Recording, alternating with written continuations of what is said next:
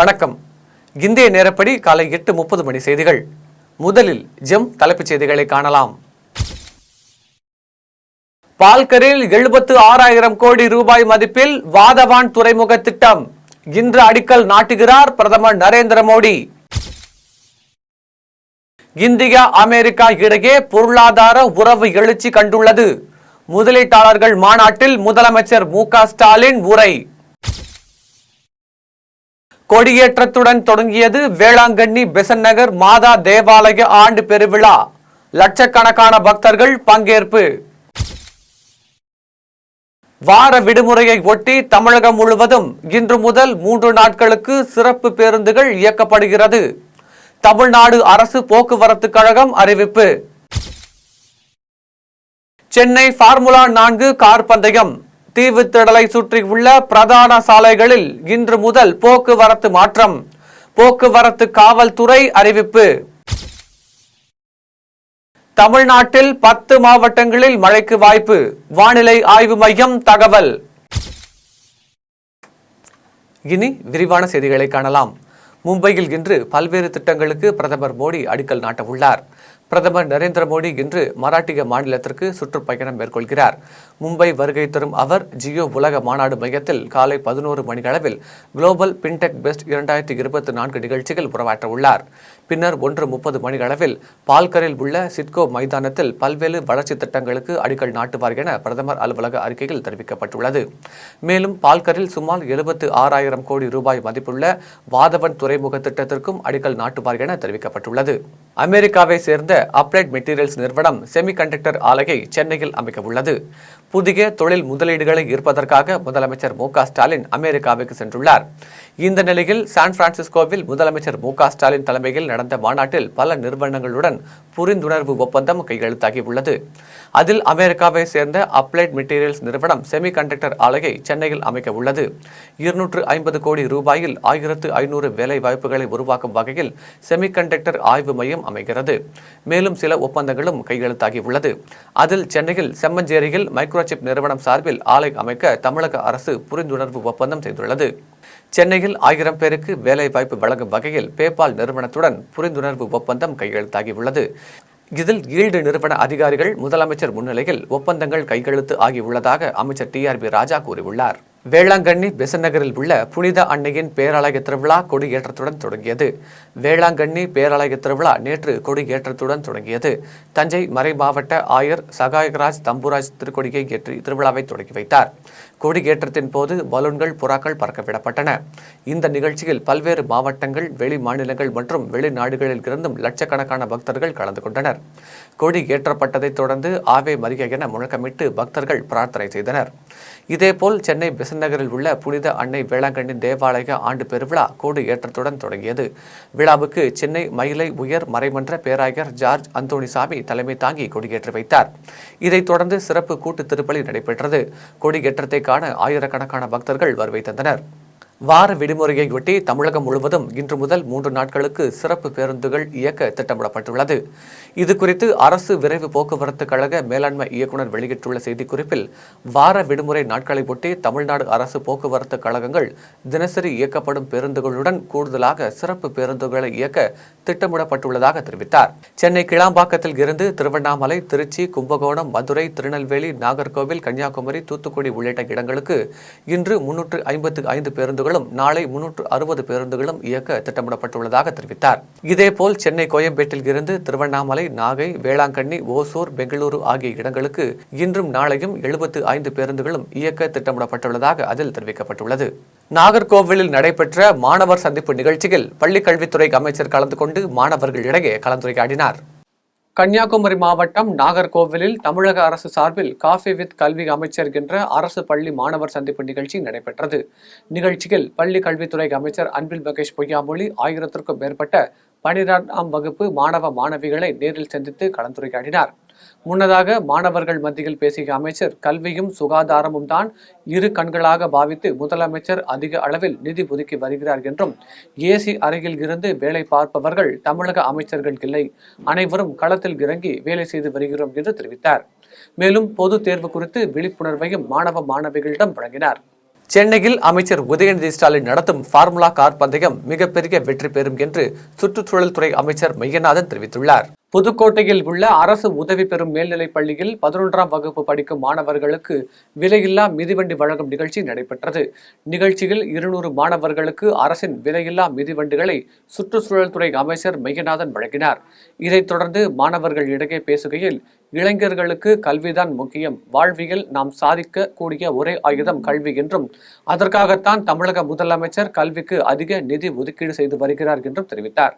மேலும் சென்னையில் அமைச்சர் உதயநிதி ஸ்டாலின் நடத்தும் ஃபார்முலா கார் பந்தயம் வெற்றி பெறும் என்றும் விரைவில் சென்னை விளையாட்டுத் துறையின் தலைநகரமாக திகழும் என்றும் தெரிவித்தார். தமிழகத்திற்கு புதிய முதலீடுகள் வந்தால்தான் தமிழகம் வளர்ச்சி பெறும் என அமைச்சர் கீதா ஜீவன் தெரிவித்துள்ளார். தூத்துக்குடி மாவட்டம் கோவில்பட்டி மத்திய ஒன்றியம் சார்பில் திமுக செயல் வீரர்கள் கூட்டம் ஒன்றிய செயலாளர் பீக்கிள்ளிப்பட்டி முருகேசன் தலைமையில் நடைபெற்றது. கூட்டத்தில் சமூக நலன் மற்றும் மகளிர் உரிமைத்துறை அமைச்சர் கீதா ஜீவன் கலந்து கொண்டு சிறப்புரையாற்றினார். அப்போது பேசுகையில், தமிழகத்திற்கு புதிய முதலீடுகள் வந்தால் இளைஞர்கள் வேலைவாய்ப்பு பெற்று தமிழகம் வளர்ச்சி பெறும் என்றும் இதற்காகத்தான் வெளிநாடு பயணங்களை முதலமைச்சர் மேற்கொண்டு உள்ளார் என்றும் தெரிவித்தார். மேலும் கலைஞர் முப்பெரும் விழாவை ஒட்டி கோவில்பட்டியில் கலைஞர் திருவுருவ சிலை அமைய உள்ளது என்பதை மகிழ்ச்சியுடன் தெரிவித்துக் கொள்கிறேன் என்று பேசினார். ராமநாதபுரத்தில் கலைஞர் நூற்றாண்டு விழா பேச்சுப் போட்டியில் கதர் வாரியத்துறை அமைச்சர் ராஜகண்ணப்பன் கலந்து கொண்டு வெற்றி பெற்றவர்களுக்கு பரிசுகளை வழங்கினார். ராமநாதபுரம் மாவட்டத்தில் திமுக இளைஞரணி சார்பாக கலைஞரின் நூற்றாண்டு விழா பேச்சுப் போட்டி ராமநாதபுரம் சட்டமன்ற உறுப்பினர் காதர் பாஷா முத்துராமலிங்கம் தலைமையில் நடைபெற்றது. விழாவில் கதர் வாரியத்துறை அமைச்சர் ராஜகண்ணப்பன் கலந்து கொண்டு சிறப்புரையாற்றினார். விழாவில் ராமநாதபுரம் மாவட்டத்தில் உள்ள பல்வேறு கல்லூரிகளில் இருந்து மாணவ மாணவிகள் கலந்து கொண்டு பேசினர். இதில் சிறப்பாக பேசியவர்களுக்கு ராமநாதபுரம் சட்டமன்ற உறுப்பினர் காதர் பாஷா முத்துராமலிங்கம் மற்றும் கதர் வாரியத்துறை அமைச்சர் ராஜகண்ணப்பன் ஆகியோர் பரிசுகளை வழங்கினர்.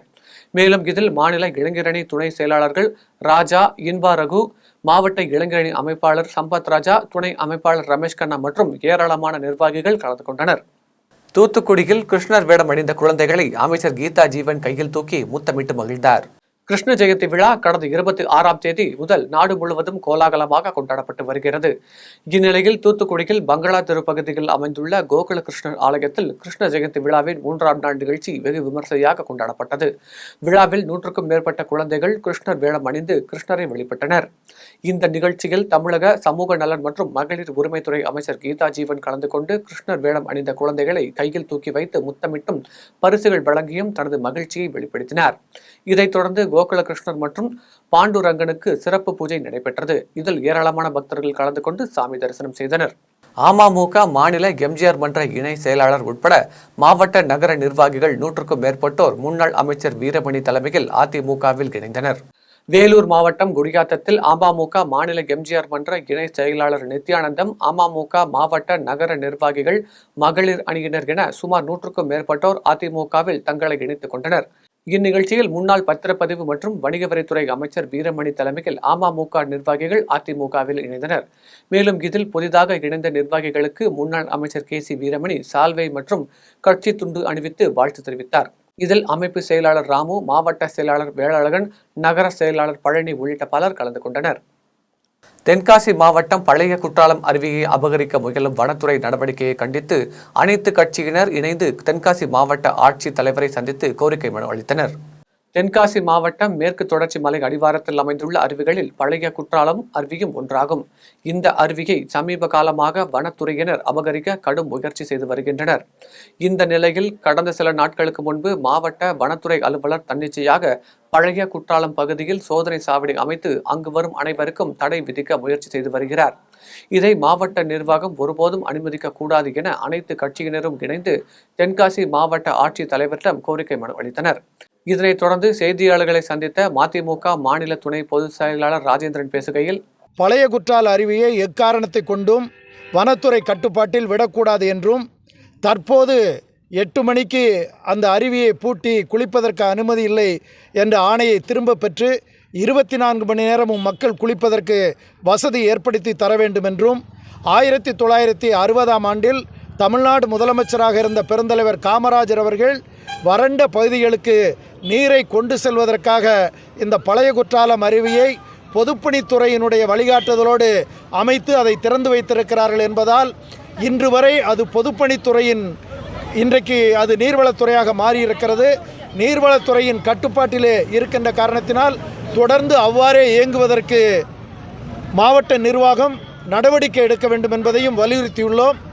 தமிழ்நாடு அரசு நல்ல பல திட்டங்களை தீட்டி வருகின்ற அரசுக்கு கெட்ட பெயர் உருவாக்குகின்ற வகையில் மாவட்ட நிர்வாகத்தின் முயற்சிகளோ வனத்துறையின் முயற்சிகளோ அமைந்துவிடக்கூடாது என்கிற எச்சரிக்கையையும் இங்கே மாவட்ட ஆட்சியரிடத்திலே கவனப்படுத்தினோம். ஒட்டுமொத்த பொதுமக்களும் விரும்புகிற வகையில் திருக்குற்றாலத்தில் உள்ள பழைய குற்றால அருவி 24 மணி நேரமும் மக்கள் பயன்பாட்டுக்கு இருக்க வேண்டும்.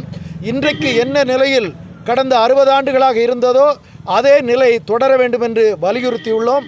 மாவட்ட ஆட்சியரும் மேலிடத்திலும் கலந்து பேசி பொதுமக்களுக்கு பாதிக்காத வகையில் நடவடிக்கை எடுப்போம் என்று உறுதியளித்துள்ளார்கள். கொடைக்கானல் மேல்மலை பகுதியில் முன் விரோதம் காரணமாக பிக்கப் வாகனத்தில் மோதி வாலிபரை கொலை செய்த மூவரை கொடைக்கானல் காவல்துறையினர் கைது செய்தனர்.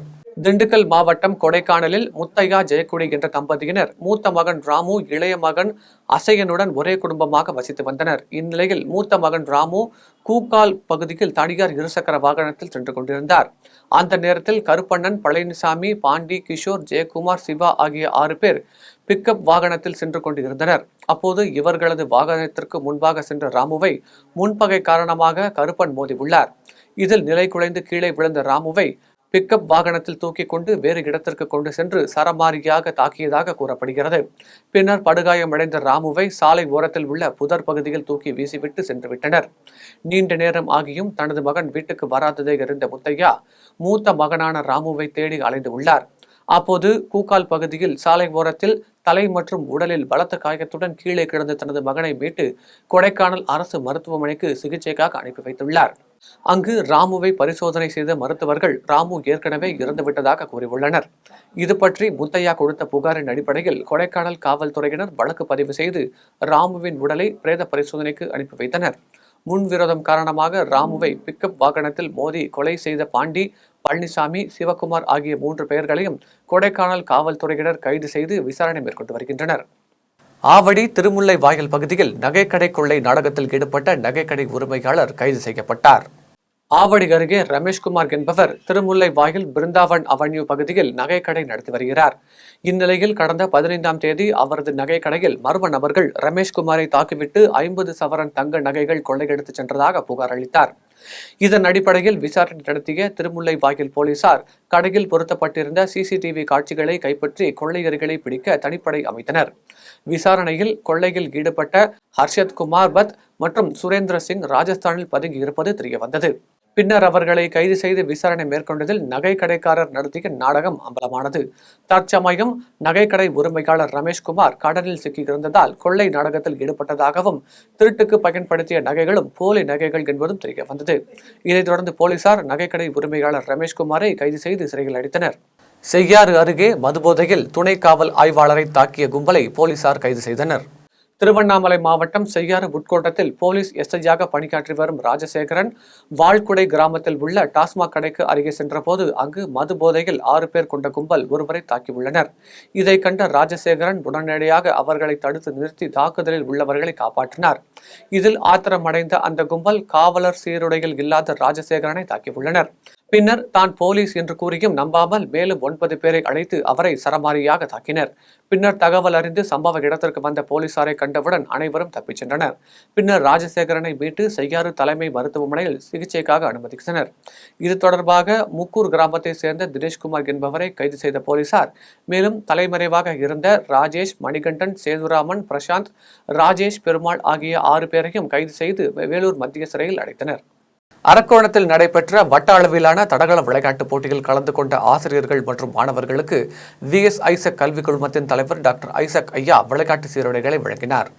ராணிப்பேட்டை மாவட்டம் அரக்கோணத்தில் ஆதி திராவிடர் நல அரசு ஆண்கள் மேல்நிலைப்பள்ளி வளாகத்தில் அரசு உதவி பெறும் மற்றும் தனியார் பள்ளி மாணவர்களுக்கு அரக்கோணம் வட்ட அளவிலான தடகள விளையாட்டுப் போட்டிகள் ஆதி திராவிடர் நல அரசு பெண்கள் மேல்நிலைப்பள்ளி தலைமையில் ஆசிரியர் ஜெயஸ்ரீ தலைமையில் நடைபெற்றது. விழாவில் சிறப்பு அழைப்பாளராக காவல்துறை கண்காணிப்பாளர் வெங்கடேசன் விளையாட்டுப் போட்டிகளை துவக்கி வைத்தார். அதைத் தொடர்ந்து VS ஐசக் கல்விக் குழுவின் தலைவர் டாக்டர் ஐசக் ஐயா ஆசிரியர்கள் மற்றும் மாணவர்களுக்கு விளையாட்டு சீருடைகளை வழங்கினார்.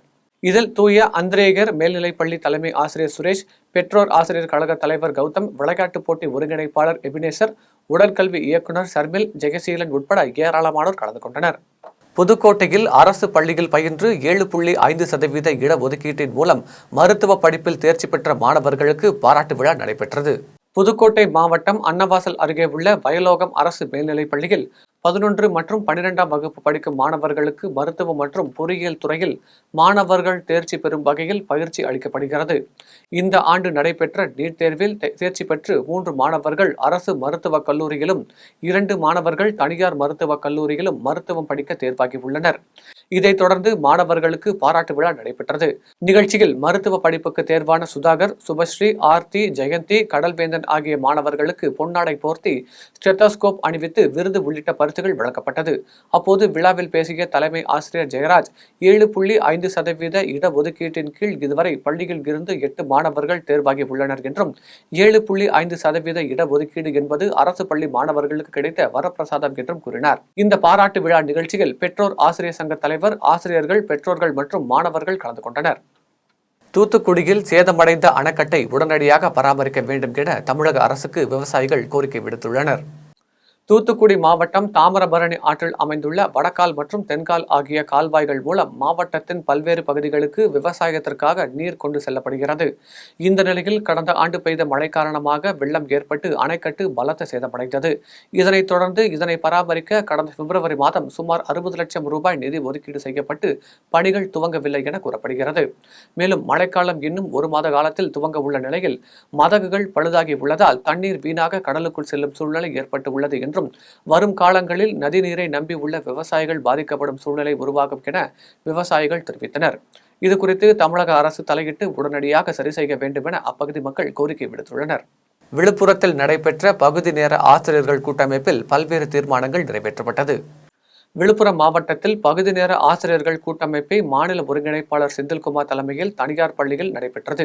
இதில் தமிழக முதலமைச்சர் ஸ்டாலின் சட்டமன்ற தேர்தலின் போது கொடுத்த 181வது வாக்குறுதியின்படி பகுதி நேர ஆசிரியர்களுக்கு பணி நிரந்தரம் செய்ய வேண்டும் என்றும், முதல் கட்டமாக பணி நிரந்தரம் குறித்து காலக்கெடுவுடன் குறைந்தபட்ச மாதம் 10,000 வழங்க வேண்டும் உள்ளிட்ட பல்வேறு தீர்மானங்கள் நிறைவேற்றப்பட்டது.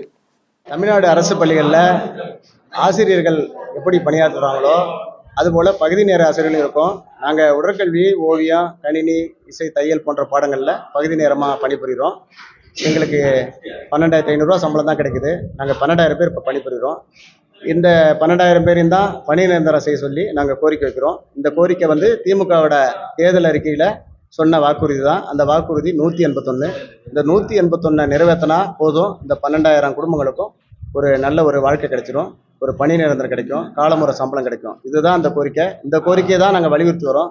ஆக இந்த திமுகவோட 181வது வாக்குறுதியை தமிழ்நாடு முதலமைச்சர் நிறைவேற்றி இப்போ உள்ள 12,000 பகுதி நேர ஆசிரியர்களையும் பணி நிரந்தரம் செய்யணும். இதுதான் பகுதி நேர ஆசிரியரோட தமிழ்நாட்டில் உள்ள கோரிக்கை.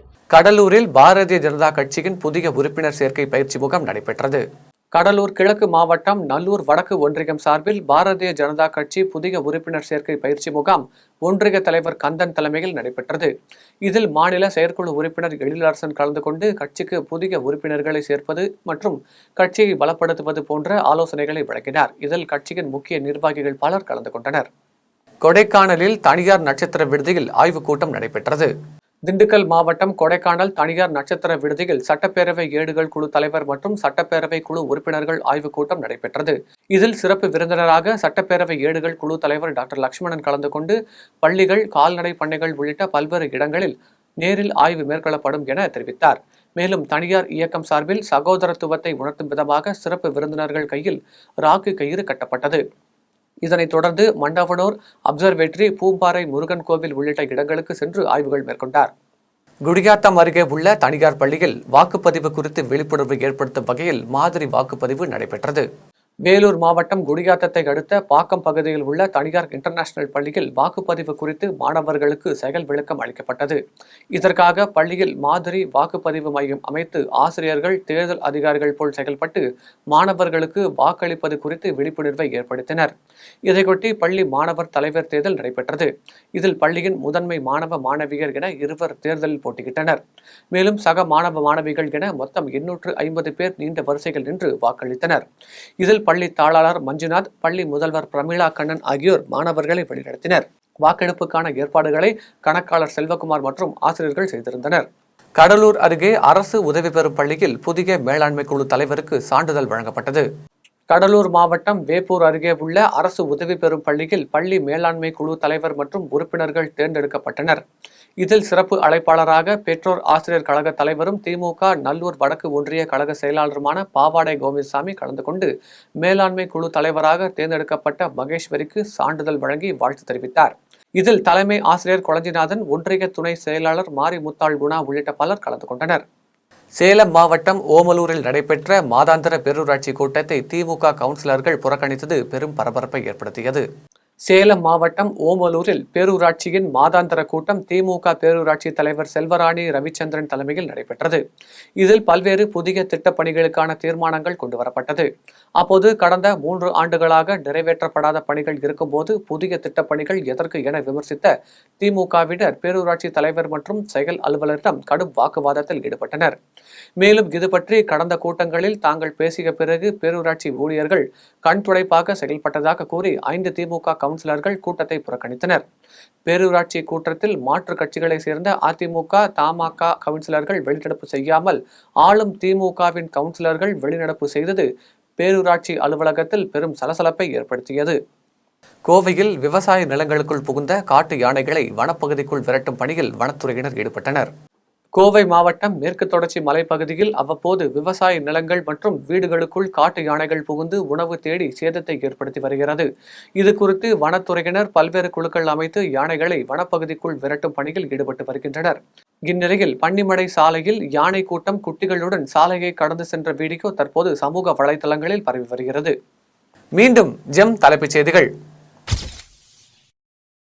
பால்கரில் 76,000 கோடி ரூபாய் மதிப்பில் வாதவான் துறைமுக திட்டம் இன்று அடிக்கல் நாட்டுகிறார் பிரதமர் நரேந்திர மோடி. இந்தியா அமெரிக்கா இடையே பொருளாதார உறவு எழுச்சி கண்டுள்ளது. முதலீட்டாளர்கள் மாநாட்டில் முதலமைச்சர் மு.க. ஸ்டாலின் உரை. கொடியேற்றத்துடன் தொடங்கியது வேளாங்கண்ணி பெசன்ட் நகர் மாதா தேவாலய ஆண்டு பெருவிழா. லட்சக்கணக்கான பக்தர்கள் பங்கேற்பு. வார விடுமுறையை ஒட்டி தமிழகம் முழுவதும் இன்று முதல் 3 நாட்களுக்கு சிறப்பு பேருந்துகள் இயக்கப்படுகிறது. தமிழ்நாடு அரசு போக்குவரத்து கழகம் அறிவிப்பு. சென்னை ஃபார்முலா 4 கார் பந்தயம். தீவுத்திடலை சுற்றியுள்ள பிரதான சாலைகளில் இன்று முதல் போக்குவரத்து மாற்றம். போக்குவரத்து காவல்துறை அறிவிப்பு. தமிழ்நாட்டில் 10 மாவட்டங்களில் மழைக்கு வாய்ப்பு. வானிலை ஆய்வு மையம் தகவல். இத்துடன் ஜெம் செய்திகள் நிறைவடைகின்றன. மீண்டும் ஜெம் செய்திகள் மதியம் 1:30 மணிக்கு. உடனுக்குடன் செய்திகளுக்கான ஜெம் live.tv என்ற இணையதளத்தில் இணைந்திருங்கள். நன்றி, வணக்கம்.